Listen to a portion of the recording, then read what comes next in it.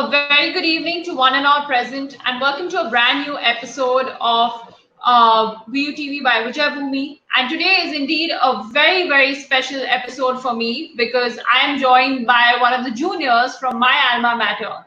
And we're discussing today how to crack the ALET exam. I know a lot of people have been going through a lot of anxiety when it comes, especially to the ALET exam, because initially NLU Delhi decided that they were going to have a certain reservation for Delhi students, but thankfully the Delhi High Court stayed that particular order, and now there is definitely going to be the regular sort of intake that NLU Delhi has been doing for these very many years.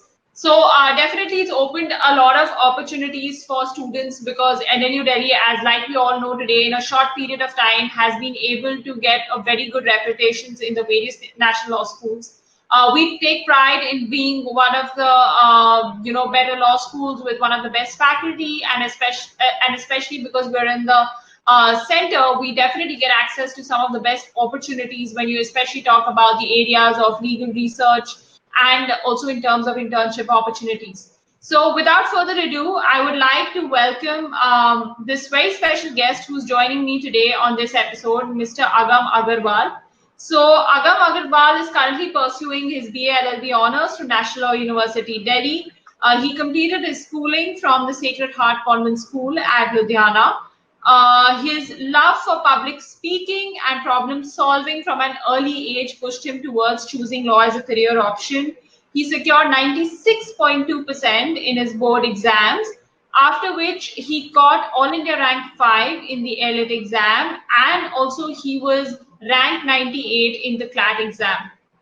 Even though he had the option to go to either National Law School Bangalore or Nalsar Hyderabad, Agam decided to choose NLU Delhi to be his ideal law school. Thank you very much, Agam, for joining us today. It's truly an honor and privilege to have you on this episode. It's my pleasure. Thank you.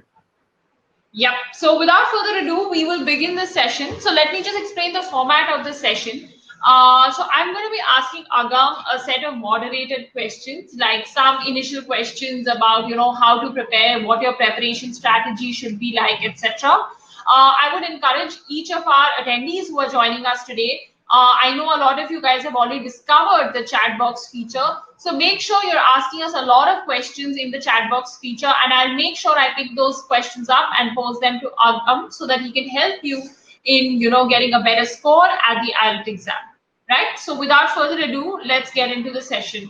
So my first question to you, Agam, is this, that is there any change of pattern between how the NLU Delhi paper was in the year 2019 and how it's going to be in the year 2020? So if you can just throw some light on it, and that would, I think, be a great place to start from and talk about, how to tackle this particular paper.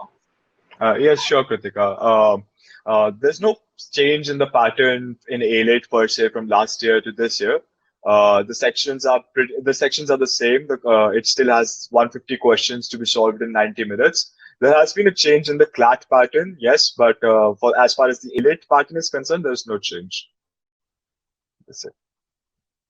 Thank you, Agam. So for our people who are joining us today, I'm sure a lot of people already know this, but still there are some people who have doubts because, like you said, right, so CLAT has a completely different pattern this time, and ALET is still following the older pattern. So can you just go over what are the sections and what are the kind of, broad topics that are covered in each of those sections? Sure. So basically, there are like 5 sections. We have 150 questions to be solved in 90 minutes, 1.5 hours. The 5 questions are English, logical reasoning, GK, legal reasoning, and mathematics. So English, logical, legal, and GK all comprise of 35 questions each, and mathematics will take up 10 questions. So making a total of 150. So as far as the broad topics are concerned, in English, we have topics ranging from para jumbles, reading comprehensions, which require extensive reading and quick reading speed. And we have spotting the error questions, which are very common in ALET exams over the last few years, which basically test your overall grammar. They check your grammar comprehensively, overall formats like prepositions, composition, everything, right? So you have to be good in grammar. So they do that usually through the spotting the error type of questions. Then obviously we have vocabulary. In English, that's pretty much it. Also, like over the last few years, AILET has often thrown questions of the figures of speech, wherein they ask the different figures of speech that are employed, the poetic devices that are employed in questions. So yeah, these are also very important.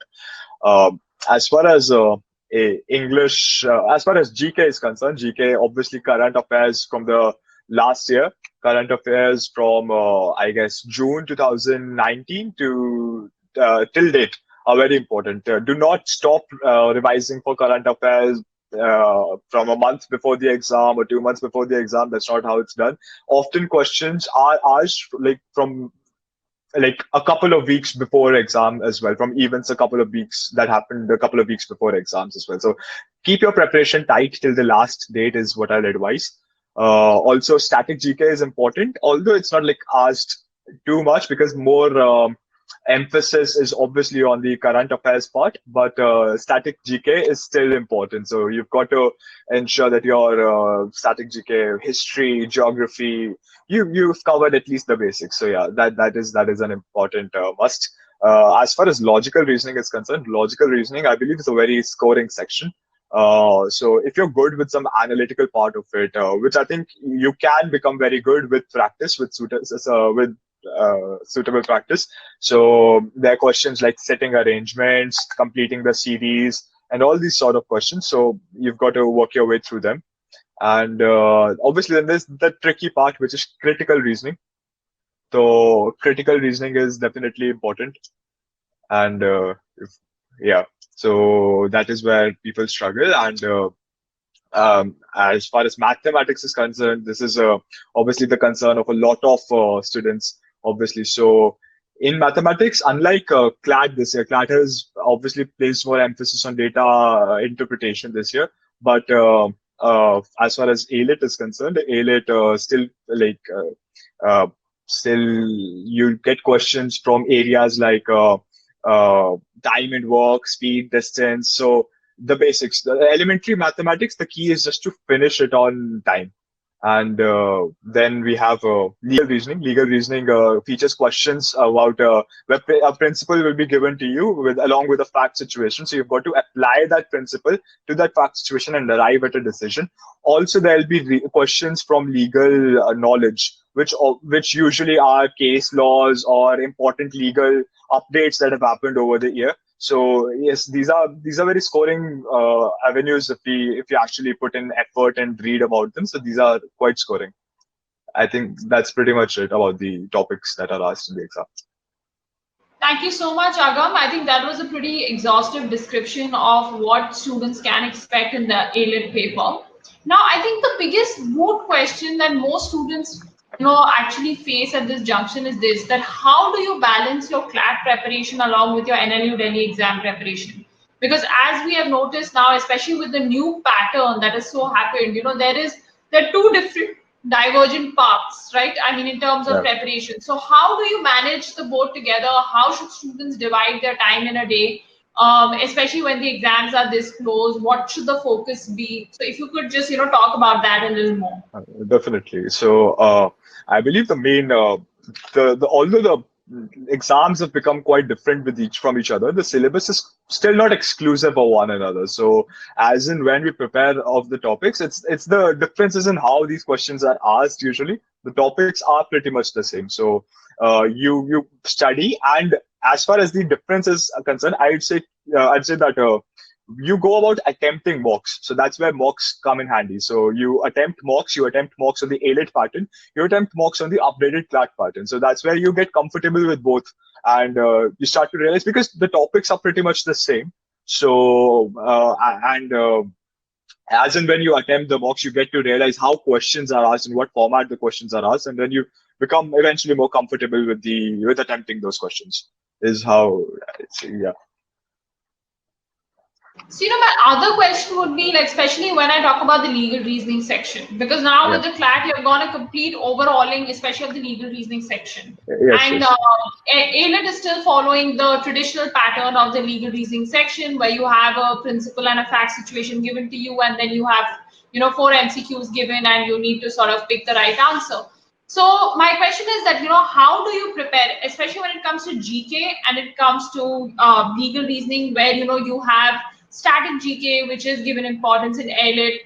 In legal reasoning section, you have different format of questions. So how do you go about, doing this different preparation simultaneously along with your CLAT preparation? And also, one of our audience member wants to know that what was your approach as to how, what was your strategy to crack the legal reasoning section in the AILET exam? Right. So I'll start with the legal reasoning part. So legal reasoning, although it is like entirely now different for CLAT, type of questions they ask, but as far as AILET is concerned, they still follow the old method, which was followed by CLAT and AILET both from the last 10 years. So I'd say the first and foremost thing that is a must for every aspirant is that they should attempt the questions, the past year questions, right? So the past year questions that have been asked over both AILET and CLAT, you'll get around like 1,000 plus questions. And once you go through those questions, make sure you know each and every one of those answers to every one of those questions, and you have a conceptual clarity as well. If you are struggling with some concept there, make sure you get it cleared, because once you do, these exams usually have a tendency to repeat those questions, or repeat those questions in a different form, is what I say, because the principles are not principles are after all exhaustive. So these are bound to get repeated over when obviously they've asked like 1,000 plus questions over the years. So make sure you go through the past year questions. Make sure you are very thorough with them. Is the first thing that I advise to you.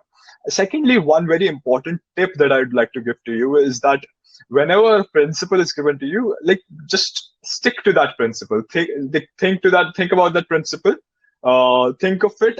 Do not apply your like knowledge of law that you might have garnered, or the other principles that you might have come across while solving a plethora of questions. So do not do that. Just think of that principle, which the problem you're solving. Think of it as the big as the limit of the law. Think of it solely and apply it to apply it to the fact situation, and then arrive at an answer. It's fairly simple if you think of it that way. Just do not overthink about it, is what I'd advise. Do not go and think that this can also be interpreted that way because of that principle. You need not do that, and yeah, this can help avoiding confusion.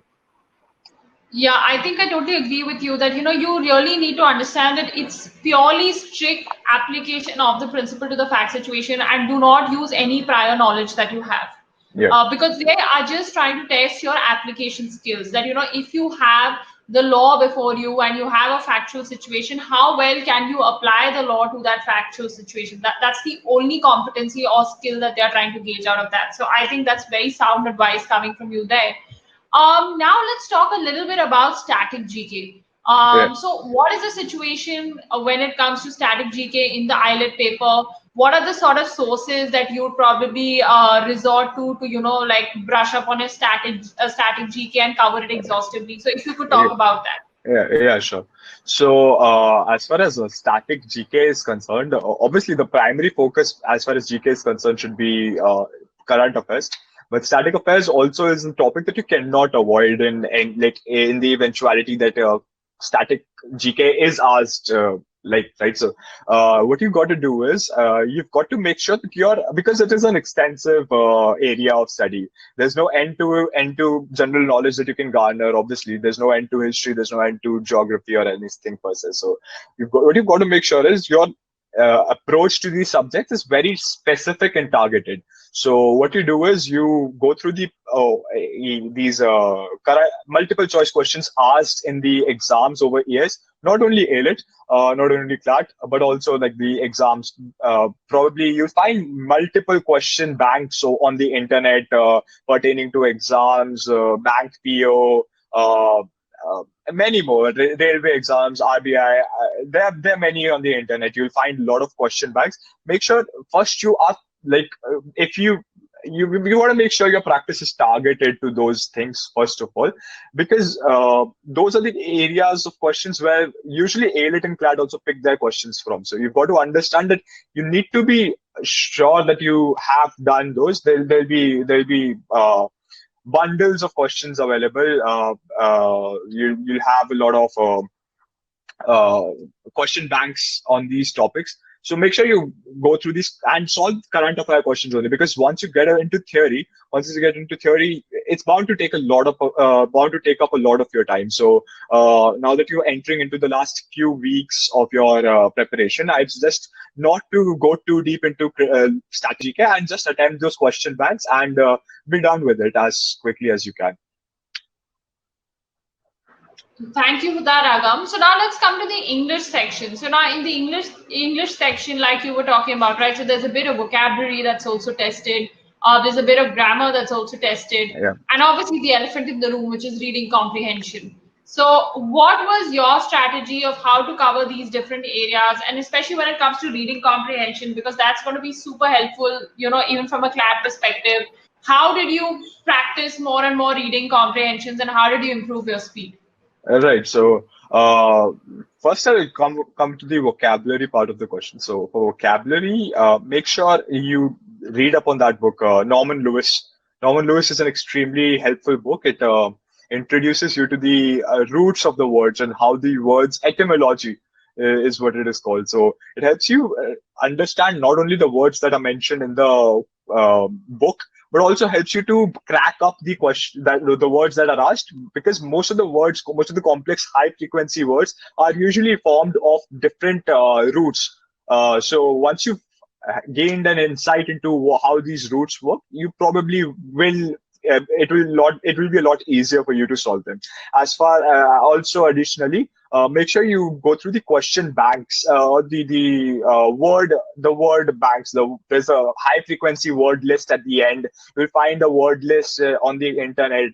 Check out the Barron's word list. They've got like 3,500 high frequency words. There are plenty on the internet. So there are free resources available on the internet of high frequency English words. So make sure you pick up a list, take off some 2,000 words, and you start memorizing them. That's all you got to do, along with the etymology part, obviously. And I think that should be sufficient for vocabulary. Also, make sure you go through the past year questions, because past year questions is a must, because I've seen CLAT and Daylight repeat the questions over the years.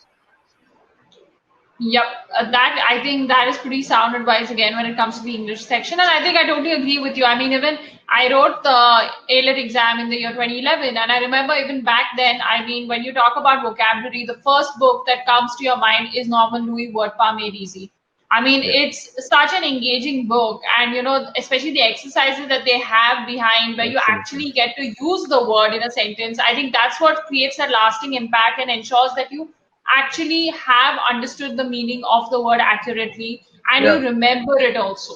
Because sometimes what happens is, especially if you're reading from the dictionary, you just end up reading it and forgetting it. I mean, if you don't use it and don't apply it, you're obviously not going to remember the meaning. So I think that definitely is a great idea. And reading comprehensions, especially yeah, because, yeah. at least even I see the amount of focus that there is this year in CLAT when you talk about, reading comprehensions and just the amount of content in the paper. I think it's a great idea that students keep exposing themselves to multiple reading comprehension passages, because that's also going to help you improve your reading speed. And I think, a lot, both CLAT and IELT are papers which are also about how well you manage your speed and how many questions Exactly. are you able to attempt. So coming to the question of speed, Hmm. at this point of time, students, if they want to draw up a map, that how much time they should be giving to each section. So Yeah. what would that breakup be according to you? What was the breakup in your mind last year when you wrote the paper? Definitely. So I used to start with GK. I think it's best that you start with GK, or at least attempt GK as quickly as possible. So GK 35 questions and should typically take around 6 to 7 minutes of your time, because it's like either you know the question or you do not know the question. So you do not really have to apply much of your mind to the question. So if you know the answer, well and good, attempt at the moment, and otherwise just leave the question if you do not know. And then I used to go to English. English typically takes around 20 minutes, I'd say 20 minutes of your time, 35 questions. And I mean, I agree that depends on what is the breakup of English. If reading comprehensions are as in abundance, then definitely it will take up a lot more of your time. True, but typically takes around 20 minutes. And as far as logical and legal reasoning are concerned, I'd say 25 minutes per section should be sufficient because think about it this way, like legal reasoning has 35 questions. Some of them, at least 10, around 5 to 10 of them are going to be legal knowledge, which just like GK, you're going to see and think about, like, that's it. If you do not know, you cannot do anything about it, right? So these questions are typically questions that will take you less than like 5 seconds, 10 seconds to attempt. So think about, keep like 25 minutes each for logical and legal. And mathematics should 10 questions. I think 10 to 12 minutes should be a sufficient time for it.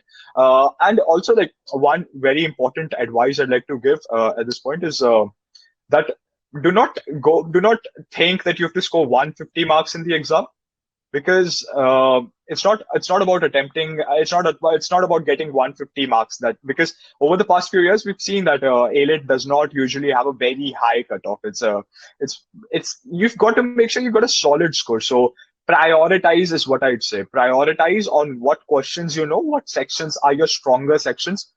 Attempt those sections first, and if you see that you've got time on your hand, then attempt the sections where you do not score all that much. So this strategy building part, I think mocks play a very important role in this, because as in when you attempt mocks, you get to realize what areas do you usually score in, how much time do you typically, because it differs it differs from person to person. It might take me more time in English than it takes for you to read up all these passages and attempt. So that differs from person to person. So make sure you attempt mocks and map out a general strategy for yourself as well, and prioritize in the exam. Attempt the questions that you think are important first, and you think you can score, because you've got to make sure that you achieve around 80, 90 marks. That is typically enough to get you a good rank, right? So yeah, that's what I'd say. Thank you, Agam. So, actually, since you mentioned the mocks, I think this is also an important area that needs to be addressed. That how many mocks must you be writing at this point of time when you're about a month Yeah. away, actually less than a month away from the exam? So, how many mocks do you think they should be writing? And also, in your mind, is there any like sort of like cutoff that you should be getting in the mocks? Like probably you should be getting these many marks in the mocks, or you should be getting this sort of a rank. And the third part of the question is that do you have any sources that come to your mind from where students can get access to some of the better mock tests that are available Right, today?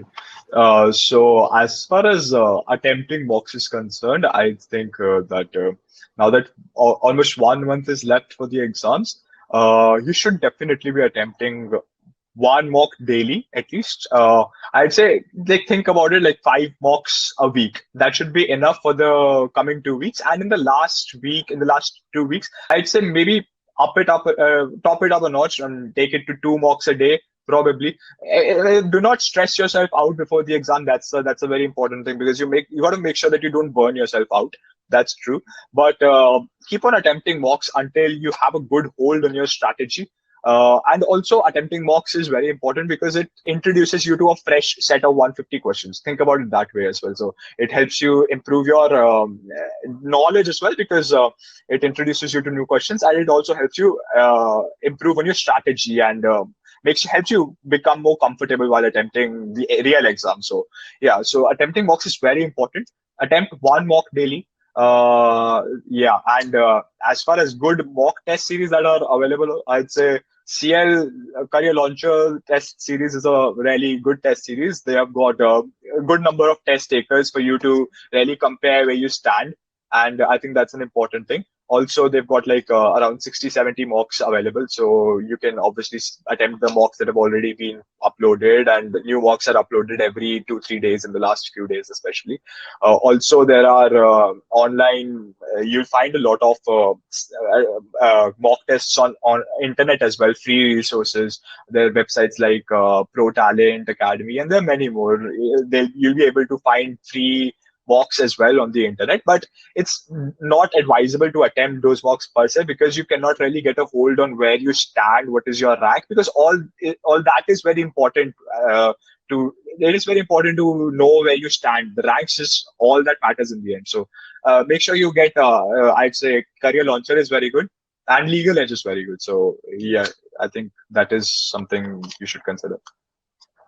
And about the good scores and ranks for mocks at this point, I'd say there's nothing like a good score because it differs from mocks to mock to mock. So in a mock, probably 110 would also not be sufficient. In a certain mock, 70 should be a very good score. So do not attempt the mock. If as in when you attempt a lot of mocks, you'll be able to judge for yourself what a good attempt and what a good score should be in this in such a mock test. Rank is important. Make sure you're ranking at least top 100 in a good mock in a good mock test in a mock test from a good academy, because that's where more people there are more people to compare from.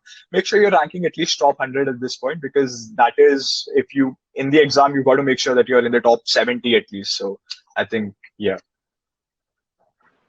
So, for our people who are joining us who are probably still 1 year away from the exam, they would like to know, what do you think is the minimum time that is required to ace this particular exam? And second, that is coaching essential for you to be able to crack this exam? I'd say coaching is although it is definitely helpful. It is definitely helpful. It helps you be more regular, right? That is true. It also introduces you to new subject matter to study, but it's not essential per se, because there's a lot of material available on the internet. There's a lot of material available on free resources, open resources. For current affairs, you get websites like Affairs Cloud. Uh, you get websites like Affairs Cloud, Daily Current Affairs, and many more, which will have question banks, 200 questions a week, which should be more than enough. There are also magazines available in the marketplace, Pratyogita Darpan, Current Affairs Compendium, and many more. So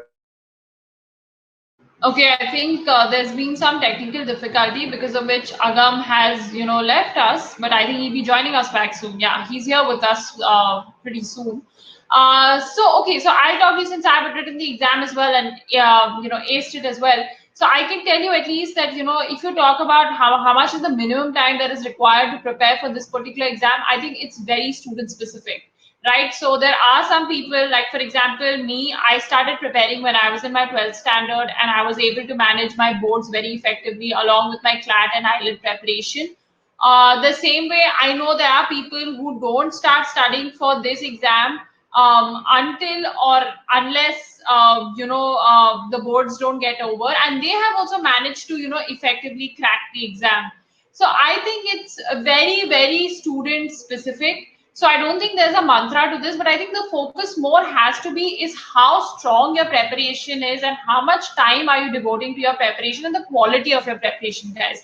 See, guys, it's never about quantity of preparation, but it's really you need to focus on your quality of preparation, so that you're giving like very, very devoted number of hours to each of your sections. I think Agam has joined us again. So let's just, Agam, are you able to hear us? Okay, so I think he's having some technical difficulties. So yeah, guys, like I was saying, I think the focus more has to be on the quality of the preparation, right? Even when you guys are at this stage, I don't think I can agree more with Agam. You guys have to keep doing mock tests. Mock tests are extremely, extremely important because they also help you and teach you how to manage your time better.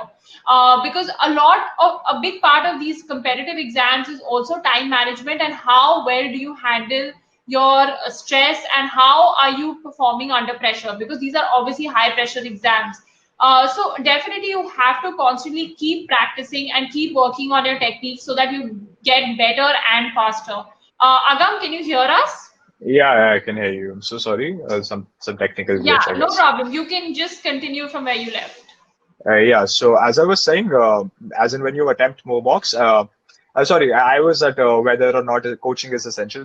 So I said definitely for people who are starting out and are in the 11th grade or still one year away from attempting the exam. I'd say you've got Okay, I think we lost Agam again. So I think just taking off from where he left, right? So even about coaching centers, guys, there is no sine qua non, or it's not essential that you need to join coaching centers. But it's yeah. really what it is about is it gives you access to great like material. And second thing is the fact that you get access to the mock tests. I mean, more than anything, I think the only thing that you need to crack these exams is the mock test series. So even if you're not gone for coaching, you're doing self preparation, it's absolutely fine. But you need to keep making sure that you're writing all of these mock tests, because that is really going to help you benchmark yourself against the others and also give you an idea of how you need to improve. Now I think somebody is also asking us a question that after one starts their preparation, in how many months should one start taking the mocks? So I think once you start your preparation, as soon as you start your preparation, maybe 2 weeks into your preparation, I think you should start exposing yourself to the mock tests, because that will also help you and give you an idea of how to at once. And it will also help you acquaint yourself with the kind of questions that the paper asks, that the paper demands of you, and the kind of questions the paper has. I think this was again something that Agam pointed out in his one of his answers.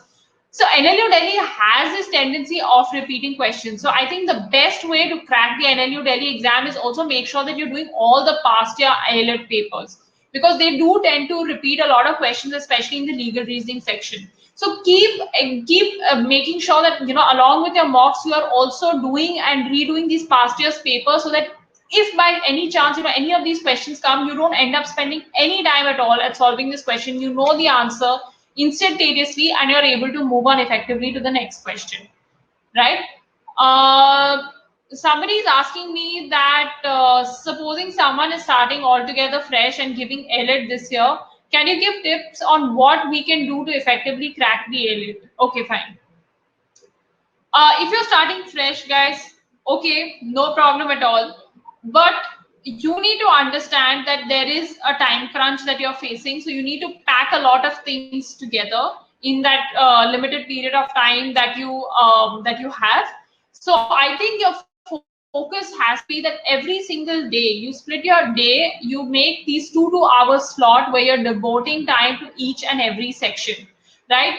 So you need to devote 2 hours to English, you need to devote 2 hours to legal, you need to devote 2 hours to GK, you need to devote 2 hours to logic. Maybe you can do about 1 hour of maths and maybe push that 1 hour to an area where you're probably not very strong. The reason why I'm saying that you need to focus on all 5 areas, because it's each of these areas are testing different competencies altogether. They have different kind of questions, and they're different kind of different kind of knowledge that you need to acquire. So it's extremely essential that you keep split your time in your entire day between all of these 5 sections. Now if I talk about GK, if you're running short of time, I think the one area that you necessarily would want to focus on is current affairs. That is extremely important, because I'm guessing if you're writing the AILET exam, you're also writing the CLAT exam. So current affairs is something that overlaps between both of these sections. So extremely important, right? So for current affairs, and this was one of the questions that somebody asked me, and Agam, just feel free to join it, just sort of pitch in wherever you think that I'm missing out something. So when we talk about current affairs, for example, right, what is really important in current affairs is that you need to make notes for each and every month, right? So from when the exam happened last year to probably until June of this year at least, you make notes on what are the major landmark events that have happened in that particular month. Now, where is a good source for you to make those notes from? So as Agam pointed out, there are a lot of websites that are available, which are freely available. Like you have GK Today, you have Jagran Josh. A great source is the magazines. So you have magazines like Competition Success Review, Pratyogita Darpan.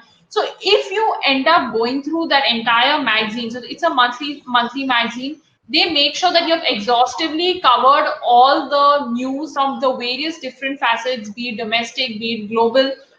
They make sure that you've covered all the news items for that particular month. So what you need to do is you sit down with the magazine for a particular month and you make down notes, because if you make down notes, firstly you're more likely to register and remember things, and secondly, especially right before the exam when you want to revise, it's not humanly possible for you to go back to those magazines and try to scan and read them, right? So a better idea would be if you have your short notes, you can quickly sort of flip through them and things will start coming back to you again. So this is something that I would do for GK. For reading comprehension, I think something that I would do is make sure that I'm exposing myself to like a good 10 passages in a day. And Agam, here we're talking about somebody who's just starting Yeah. preparation for the exam, right? Yes. And Yes. I would constantly keep timing myself. Sometimes what happens with reading comprehensions is that, sometimes the passages are a little tough, or, we find it a little difficult to comprehend what the author is trying to say. So we kind of, lose a sense of time. And this is something that you cannot do. You do not have the luxury of time in the exam, be it the CLAT or the ALET. So every time you're attempting a question, I think it's so important for you to constantly keep timing yourself, right? So that gives you an idea of, how much time you're taking to solve a particular question, and how can you sort of, work harder to reduce the amount of time that you're spending on solving the question. So I think this is a very effective strategy, especially when it comes to the reading comprehension section. And Definitely. I think, yeah, Agam, you want to add something? Also, yeah, I'd say that a great book for getting access to more reading comprehensions would be S.P. Bakshi from Arihant, and also like there are these other competitive exam books for English competitive examinations, objective English. You'll find a lot of comprehensions in there, so make sure you attempt one comprehension every day.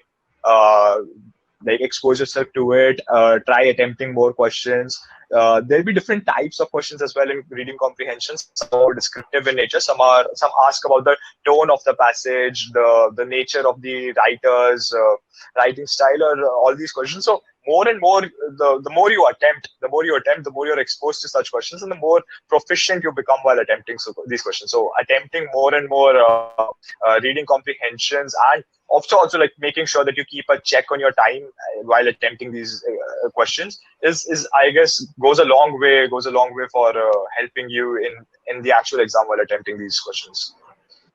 Yeah. And I think coming to the other sections, I mean, English GK done. I mean, the other sections you'd come to is logical reasoning. So logical reasoning again has a combination of analytical reasoning and critical reasoning. Yeah. So I think if you're planning your preparation at this point in time, I think first it's important to kind of list down all the topics that you need to cover and sort of divide your, days. Like maybe 2 days you're going to be doing like a particular topic from critical reasoning. 2 days you're doing like a particular topic from analytical reasoning. So that's ensuring that you're doing very topic specific like preparation. So like, one entire day, like the 2 hour slot or 3 hour slot that you've set, you're only setting it, for example, to understand a particular concept from critical reasoning or analytical reasoning, and just constantly solving those questions, because that is what is going to ensure that your preparation is more exhaustive on a particular Mm. topic. So I think I would do it like that. And the same way for legal reasoning. For legal reasoning also, I would jot down what are the major topics that I need to cover.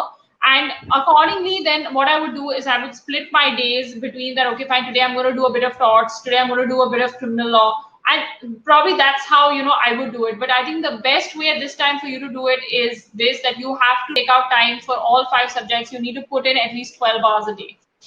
That's how it's looking for you at this point of time, because this exam is a lot of work, and definitely it's very competitive also. So I think you really need to put your best foot forward. Okay, another question that's coming up, Agam, is to do with maths. So according to you, what are Right. the important topics one must cover in math? As far as maths is concerned, I guess the important topics are definitely time, speed, distance, time and work. Then we got questions like pipes and cisterns, and all these questions. So all these questions, these type of questions. So you've got to make sure you've got a strategy for these type of questions. So a good book I'd say suggest is R.S. Agarwal. Obviously, lots of questions. You'll find lots of questions for mathematics. Exercises wise, you'll attempt all these topics. So make sure you expose yourself to these type of questions. Solve at least 50 questions or 25 questions of every topic every day, exposing yourself to more and more questions. And the more you attempt, the more you practice, the quicker you'll become, and the more confident you'll become while attempting math. So math is very important in the examination because it's where you really take the edge. It's very rarely take the edge because the other students, many people choose to neglect maths because it's only like 10 marks, but that's where you actually 10 marks is a lot in a competitive examination. So you've got to make sure that you work a lot on your mathematics, attempt 20-25 questions every day randomly from every topic, and yeah, that's what you got to do. Yeah, I totally agree with you. So, a lot of people tend to have a mental block towards maths. And they're like, you know what, it's just 10 marks, so let's just sort of like not focus on it. But guys, when you are tied up at ranks, each of those marks Yeah. really matter. And that really determines that, okay, fine, whether you're going to make it to the college or not. So I don't think that you should even leave like an iota from your Right. end where, you are giving them the scope of losing marks. So, I mean, maths is also something, I mean, it's elementary maths. I mean, it's math that you learned up till like ninth or 10th grade, so it's something that everybody has learned. So I just think that a little bit of probably being more organized with writing down all of the formulas, and like Agam was saying that you practice questions daily, take out about an hour to do maths. I think you should be sorted on the maths front. Right. Another thing, If I another if I if I might yeah. if I might add to this, so as I said, a good book for this would be R.S. Agarwal, and also another book that I'd highly recommend is It's the Magical Book on Quicker Maths by M. Tyra. So it really tells you all these shortcuts that you'd need. It tells you shortcuts, very very effective shortcuts to apply in the examination, wherein you'd be able to solve a complex question which takes other people probably 2 minutes, 3 minutes to solve. You'd be able to get an answer in 30 seconds. So obviously, do not prioritize this book. Prioritize proper practice from R.S. Agarwal or any other source. But if you get time on your hand, make sure you go through this wonderful book. I think it's highly recommended. Thank you so much for that, Agam. So again, I see there's some questions that are coming on reading comprehension, and I noticed Yeah, that some people are saying that they have difficulties with RCs. So, I mean, one strategy that I can share with you from my end is, I think a great idea is before you start even reading the passage. Okay, a good idea is to first go through the questions. definitely, definitely. Yeah, so just kind of go through the questions and just quickly, sort of just in your mind, just know that broadly what are they sort of asking you, because when then you're reading the passage, your eyes are going to look for those particular things, and that's what's going Definitely. to help you save time rather than you first reading the passage, then coming to the questions, then going back to the passage. That doesn't make sense. So De- you need to start of sort of you start using time saving techniques like this. And if you're finding difficulty in comprehending reading comprehensions, I also think it might be something to do with, working a little bit more on your vocabulary. So I think when you start using books like Norman Louis, WordPad Made Easy, that will really help you like improving your vocabulary and will also help you in comprehending these passages better. So I think that is something that I can offer you from my end. Agam, would you agree? I mean, anything else from your end? Definitely, definitely. Seeing the questions before you actually read the passage goes a long way, because many a times when you read the passage, you read with the mindset of actually checking what the kind of passage it is, whether it is descriptive, whether it is a narrative, or you apply your mind critically, where the questions are basic, descriptive, just asking factually what happened in the passage. So there you wasted a lot of your time on that passage. So I'd say that go read the questions, see the type of questions there are. Then when you read the passage, obviously your mind will tend to prioritize as and when it will see something that it feels is probably, is something probably that will be the answer to that question. So read the question and the options and then read the passage. Yes, we are also getting some questions on legal knowledge because there is an aspect in the ALED where they do test legal knowledge. Now, Yeah, as yeah. I remember very clearly from my preparation, I mean, since I was going to a coaching center, we actually had a legal knowledge module. And I thought that was very helpful for me in sort of covering important aspects of legal knowledge, especially when it came to landmark decisions, some, basic information about the Indian Constitution, etc. So I heavily relied on that. Did you do something different? Is there any other source for legal knowledge that you'd Uh, recommend? I'd say, as far as legal knowledge is concerned, it's also again divided in two parts. One is the static legal knowledge, one is the current legal knowledge. So, about the static legal knowledge, I guess it's very similar to what political science in the static GK part would cover. So you make sure go through a lot of questions on the internet, go through a lot of question banks, attempt a lot of questions. There are many books you'll find Universal, you'll find all these workbooks. Basically, what I'm saying is go through workbooks, attempt more and more questions. You'll become more comfortable as far as static legal knowledge is concerned. So, yeah. And about the current legal knowledge, that's where I guess coaching institutions do become important because they compile it out for you. But don't worry if you do not, if you are currently not enrolled in any coaching institution, because the current legal knowledge as well is derived out of the current current general affairs only. It's from the current affairs only. So you've got to make sure that you prioritize some new amendment that is made to some bill, or like any judgment that has been passed. You read up on it, you make notes specifically for it for yourself, and compile them up, and that will be your current legal knowledge section. So yeah. Yeah, I think I totally agree with you that that's probably a better way to do it. Also, actually, a couple of our attendees wanted you to repeat the names of the Math Yeah, yeah. Shortcut book. So could you repeat that? Yeah, it is a magical book on quicker maths by M. Tyra. So if possible, at the end of the session, if you could just put it in the chat box, I think that'll, Sure, sure, yeah, sure. that'd be super helpful for the people who are joining us today. So I think, guys, with this, we come to the end of today's session. I hope you guys found it super helpful. We both Agam and I tried to clear as many doubts as you would have about the IELTS exam, and I think Agam has shared some very very effective tips with all of you guys on how to crack this particular exam. Like I said, guys, eventually it just boils down to hard work and a lot of practice, and I'm sure each of you are putting that in. So I would like to thank each and every one of you for taking out the time and joining us today. It's truly been an excellent session, and again a very special session, because as an alumni to be talking about the exam that we cracked to get into this institution, I think it's definitely a special one. Thank you very much, Agam, for joining us, and it's extremely, extremely kind of you, because you've been facing some technical issues, but you've been making Yeah, a lot of effort to be making sure that you're making yourself available to all the students who have joined us today. So I'd like to thank you on their behalf, because I think you've shared some very, very important and effective tips with them. I wish, when I was preparing for the IELTS, I attended some session like this, because, we were constantly sort of, trying to figure out who we could reach out to, who could, like talk to us a little more about, preparation, strategy, etc. for the paper. So I think this was truly indeed very helpful and very kind of you. So thank you very much for joining us I'm, today. I'm It's really happy to be a part of this wonderful initiative by making this session available to all the students, because me myself, I faced a lot of difficulty last year reaching out to people, reaching out to seniors, contacts, and yeah, so I think it's a wonderful initiative on your part. I'm really glad to be a part of it, and also we've had a great audience today. I hope to see many of you in college next year. Yeah, I I, think I that wish would be a dream come true for them. I wish you all the best. That's it. Thank you.